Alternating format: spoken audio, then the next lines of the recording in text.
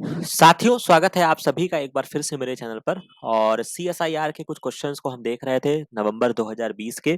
उसी क्रम में 4 नंबर के क्वेश्चन में एक और आपका फ्लो साइटोमेट्री का क्वेश्चन है जो आपको डेफिनेटली करना चाहिए। फ्लो साइटोमेट्री मेरे चैनल पे अवेलेबल है, वो लेक्चर मैंने ऑलरेडी कवर कर दिया है। सबसे मोस्ट इंपॉर्टेंट चीज, बहुत ही इंपॉर्टेंट टेक्निक है। आप कहीं पर भी मान के चलिए कि इस समय बहुत ही हाईलाइटेड टेक्निक है। ये आपको कहीं पर भी आप इंटरव्यू देने जाएंगे वहां पे आपसे क्वेश्चन बनेगा। ठीक है, और इसके अलावा आजकल जितने भी मोस्टली आपके एग्जाम्स हो रहे हैं, अगर वहां पे टेक्निक्स में अगर आपको 5 क्वेश्चन पूछे गए हैं तो मान के चलिए कि 1-2 क्वेश्चन आपको फैक्ट्स का क्वेश्चन जरूर मिलेगा। तो फ्लो साइटोमेट्री बहुत अच्छे से पढ़ लीजिएगा। बहुत ही इमर्जिंग टॉपिक है, इमर्जिंग फील्ड है, जहाँ पे हम, चूंकि ऑब्वियस सी बात है कि इसमें हम इम्यूनोफिनोटाइपिंग वगैरह कर सकते हैं। तो और आपको पता है कि कोविड के बाद से क्या हुआ है कि किस तरीके से इम्यूनोलॉजी की स्टडी हमारे लिए बहुत ही इंपॉर्टेंट है। तो इस वजह से इस पर्टिकुलर टॉपिक को आप बहुत अच्छे से पढ़ लीजिएगा। एग्जाम में क्वेश्चन आपको मिले ना मिले, वैसे मिलेगा। मान लो 5% नहीं भी मिलता है तो भी ये चीजों का कोई दिक्कत नहीं है। कहीं ना कहीं 10 इंस्टीट्यूट में इंटरव्यू देने जाओगे, कोई ना कोई इंस्टीट्यूट में तुमको फ्लो साइटोमेट्री का क्वेश्चन तुमसे जरूर पूछा जाएगा। ठीक है, तो इस चीजों को बहुत अच्छे से समझ लीजिएगा, पढ़ लीजिएगा। अब यहाँ पर क्या है कि आपका टेक्निकल बेस्ड क्वेश्चन है, बहुत ही शॉर्ट में मैं इसको समझाऊंगा। और अगर आपको कोई दिक्कत भी लग रहा होगा तो सबसे पहले जाके आप मेरा फ्लो साइटोमेट्री का जो टूल्स टेक्निक का प्लेलिस्ट बना हुआ है उसमें जाके उस पर्टिकुलर वीडियो को एनालिसिस कर लीजिएगा, देख लीजिएगा। फिर उसके बाद आके आप ये वीडियो जरूर देखिएगा। तो बेसिकली होता क्या है कि following are the typical dot plots आपको दिया गया है for cytometric data obtain from the peripheral white blood cells, यानी कि डब्ल्यूबीसी का ये आपको डेटा दिया गया है। बेसिकली वहां पे मैंने आपको पढ़ाया था। ठीक है, तो जब ये ग्राफ्स आपको आते हैं तो यहाँ पे इन्होंने कुल मिलाकर इम्यूनो स्टेनिंग किया गया है। और जितने यहाँ पे आपको क्वाड्रेट यहाँ पे दिख रहे हैं ABCD, उसमें आपसे पूछ रहा है कि आपको बताना है कि कौन सी किसकी पॉपुलेशन है। तो बेसिकली होता क्या है कि जब आप इस तरीके से आपको ये ग्राफ मिलता है, जब भी आप फ्लो साइटोमेट्री की एनालिसिस करेंगे तो 2 प्लॉट्स आपको मिलता है। एक आपका FSC होता है, एक आपका SSC होता है। तो बेसिकली होता क्या है कि मान लीजिए ये आपकी सेल्स है, बहुत जल्दी से इसको रिकॉल करते हैं। ये आपकी सेल्स है, लेजर लाइट का सारा खेल होता है यहाँ पर। तो लेजर लाइट क्या होता है कि कुछ लेजर लाइट जब ये मान लीजिए कि सेल्स आपकी इस तरीके से आती हैं चैम्बर में, जो आपका फ्लो साइटोमेट्री का चैम्बर होता है। ठीक है, तो लेजर लाइट क्या होती है कि कुछ लेजर लाइट जो होती हैं वो सीधे निकल जाती हैं इस तरीके से। तो इसको हम क्या बोलते हैं, FSC बोलते हैं, जिसको हम क्या बोलते हैं, फॉरवर्ड साइड स्कैटर। ठीक है, लेकिन क्या होता है कि चूंकि अगर सेल्स में कोई भी कंटेंट अवेलेबल है, जिसको हम क्या बोलेंगे, ग्रेन्यूल्स बोलेंगे। अगर आप इसको टेक्निकली बोलना चाहो तो आप ग्रेन्यूल्स बोल लीजिए। तो क्या होता है, अगर इसमें कोई भी चीज अगर यहाँ पे भरी होगी तो क्या होता है कि जो आपकी लेजर लाइट जब यहाँ पे पड़ेगी तो ये आपके 90 डिग्री पर क्या होती है, रिफ्लेक्ट हो जाती है। मतलब ऑब्वियस सी बात है कि वो जा नहीं पाएगा, वो वापस आ जाएगा। तो इससे क्या होता है कि ये आपको साइड स्कैटर्ड, ये मुड़ गया तो ये आपका साइड स्कैटर्ड हो गया। तो एक चीज याद रखिएगा कि चूंकि जब ये लाइट के पार्ट को अगर आप मेजर करेंगे, बहुत ही ध्यान से समझिएगा, इस लाइट को जब आप मेजर करेंगे, ये आपका FSC की तरफ से इस तरीके से जब आपका गया है, ठीक है, यहाँ पे इसको ध्यान रखिएगा।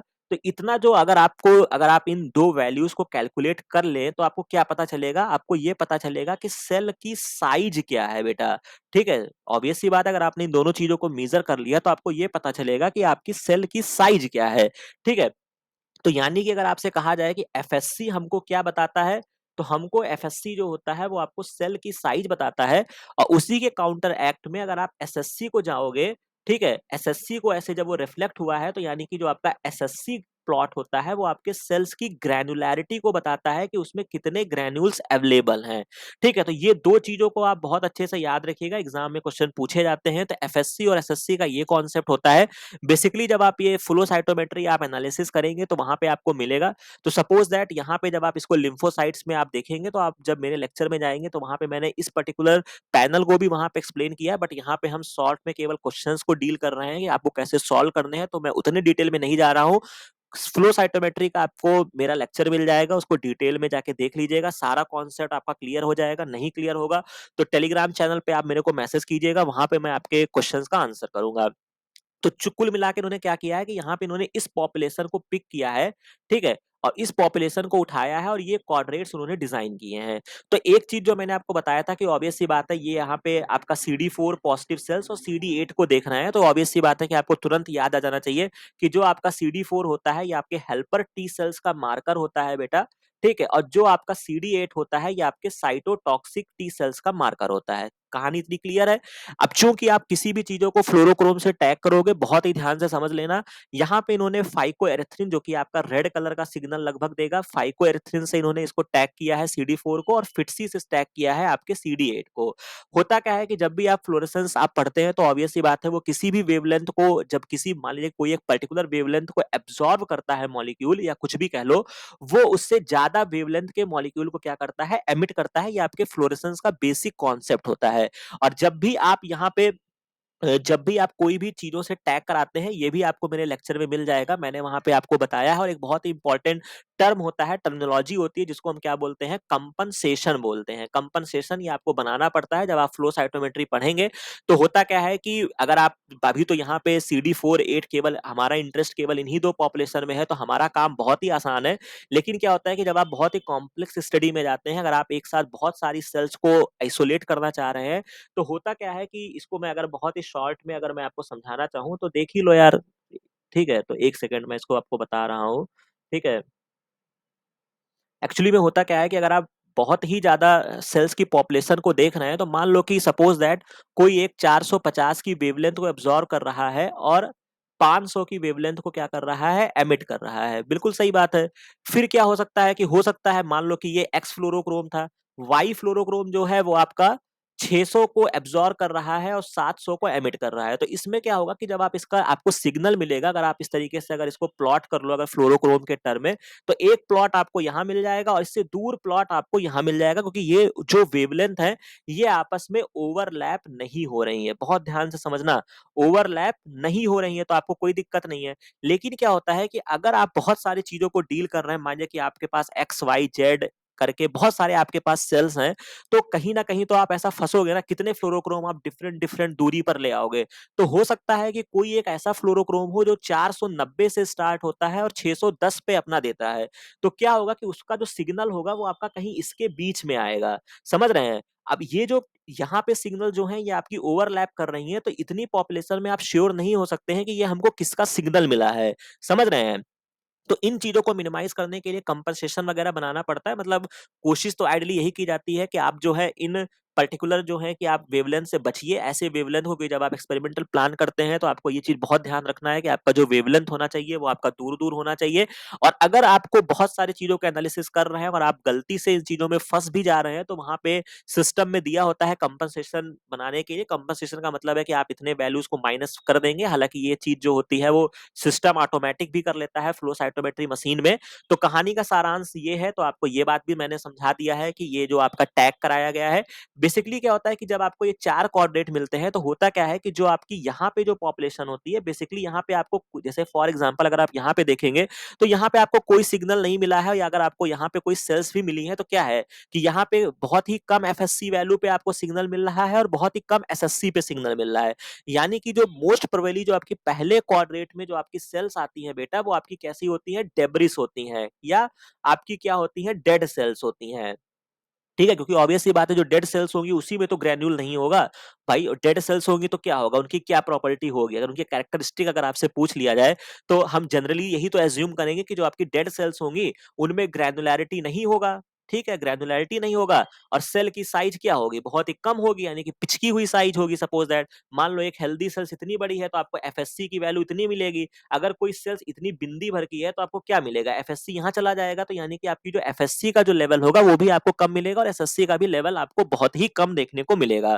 ठीक है, तो यानी कि जो यहाँ पे कहानी आपकी बनती है, ये जो कोऑर्डिनेट होता है ये आपकी डबल निगेटिव पॉपुलेशन होती है और इसके जस्ट अपोजिट में आपको डबल पॉजिटिव मिलता है।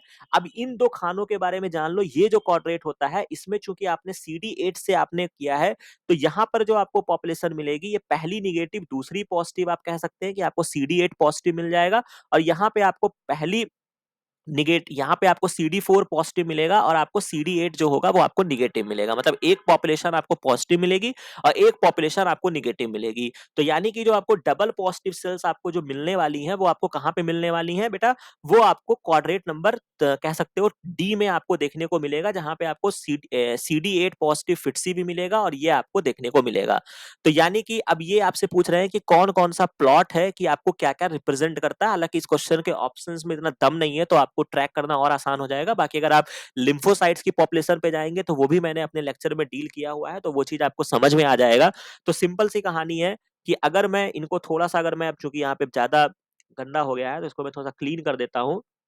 ठीक है, अब इसको बहुत ही ध्यान से समझ लीजिएगा, ये सब चीजों को नोट डाउन कर लीजिएगा। ठीक है, कहीं पर नहीं समझ में आएगा तो उसको कमेंट सेक्शन में बताइएगा। सिंपल सी कहानी अगर आप याद रखिए, सिंपल सी कहानी है, सबसे नीचे मुझे डबल निगेटिव मिल जाएगा यहाँ पर मुझे, क्योंकि ये क्या है, मेरी डेब्रिस है।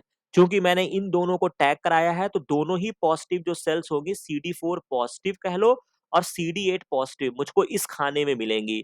इस खाने में मुझे, चूंकि यहाँ पे CD8 का ग्राफ आया है, तो इस तरीके से अगर याद कर लो, CD8 पॉजिटिव मिलेगा लेकिन CD4 मुझे निगेटिव यहाँ देखने को मिलेगा।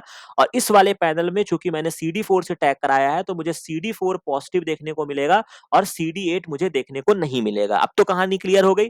अब इस प्लॉट में आप देख लो, अगर आप यहाँ पे जाओगे तो डी वाले कॉलम में मुझे CD4 पॉजिटिव और CD8 पॉजिटिव देखना है, तो वो आपका एक ही ऑप्शन में यहाँ पे रखा हुआ है। अगर आप इतनी नॉलेज जानते थे तो ये क्वेश्चन आपका सॉल्व हो जाएगा, क्योंकि डी में अगर आप जाएंगे तो CD8 माइनस है, CD4 माइनस है, डबल निगेटिव यहाँ पे आएगा ही नहीं। अगर आपसे पूछता है कि डबल निगेटिव आपको कहाँ मिलेगा, तो डबल निगेटिव आपको इस कॉलम में मिलेगा, सबसे नीचे की ओर मिलेगा। ठीक है, इसी तरीके से अगर आप यहाँ पे जाते हैं तो यहाँ पे CD8 माइनस और CD4 पॉजिटिव है, जो कि आपको इधर मिलेगा। तो यहाँ पर भी इन्होंने गलत करके रखा है और इस ऑप्शन में भी गलत करके रखा है। बाकी अगर आप और डिटेल में एनालिसिस करना चाहो तो जो चीजें मैंने यहाँ पे लिखी हैं, ए कॉलम में आपको CD4 माइनस CD8 माइनस देखने को मिलेगा, वो मैंने आपको बता दिया। बी कॉलम में CD4 माइनस और CD8 पॉजिटिव आपको देखने को मिलेगा, बिल्कुल सही बात, ये मैंने यहाँ पे लिखा हुआ है। और सी कॉलम में उसी तरीके से। बाकी जो आपका प्लॉट 1 है, ये आपका लिम्फोसाइट्स की पॉपुलेशन होती है, ये आपकी लिम्फोसाइट्स आती हैं। बाकी बहुत सारी सेल्स जो होती हैं वो आप वहां पे उस पर्टिकुलर वीडियो में जाएंगे तो उसके आधार पे हम यहाँ पे इस पॉपुलेशन को निकालते हैं। तो ये आपकी सारी लिम्फोसाइट्स हो जाती हैं। तो इसका जो राइट आंसर निकल कर आएगा वो आपका पहला ऑप्शन हो जाएगा। तो इसको, ये बहुत ही इंपॉर्टेंट आपके लिए था कि किस तरीके से आपको ऑप्शंस ट्रेस करने हैं। थोड़ा सा मैंने यहाँ पे, अगर आप नए जुड़े हैं तो मैंने आपको फ्लो साइटोमेट्री का भी मैंने आपको एक हिंट दे दिया। यहाँ पे हमने कंपनसेशन समझ लिया, फ्लो साइटोमेट्री के पैनल्स को समझ लिया। और कंपनसेशन को भी हल्के में मत लीजिएगा। कंपनसेशन का जो यहाँ पे मैंने आपको बताया है, कंपनसेशन का क्वेश्चन जो है ये आपका ICMR JRF में पूछा जा चुका है, जो कि आपके 2022 में पूछा गया है। तो बहुत ही इंपॉर्टेंट है। और ये आपके, अगर आप कल को रिसर्च फील्ड में जाते हैं तो ये भी आपके लिए बहुत ही इंपॉर्टेंट है कि किस तरीके से आप इन सब डेटा को एनालिसिस करेंगे। तो बहुत ही अच्छा क्वेश्चन है, टेक्निकल क्वेश्चन है और इसको जरूर पढ़ के जाइएगा, इसको और पढ़ लीजिएगा, कमांड बनाइए ऐसे क्वेश्चंस पे। ठीक है, तो ये पर्टिकुलर था जो कि मैंने आपको एक्सप्लेन कर दिया है। बाकी नेक्स्ट पार्ट में हम कुछ और क्वेश्चंस को देखेंगे। बाकी ये वीडियो, ये इन्फॉर्मेशन, ये सारी चीजें अगर आपको अच्छी लगी हो तो इस चैनल को लाइक शेयर और सब्सक्राइब जरूर कीजिएगा। बाकी मिलते हैं नेक्स्ट वीडियो में नेक्स्ट इन्फॉर्मेशन के साथ। Thank you very much.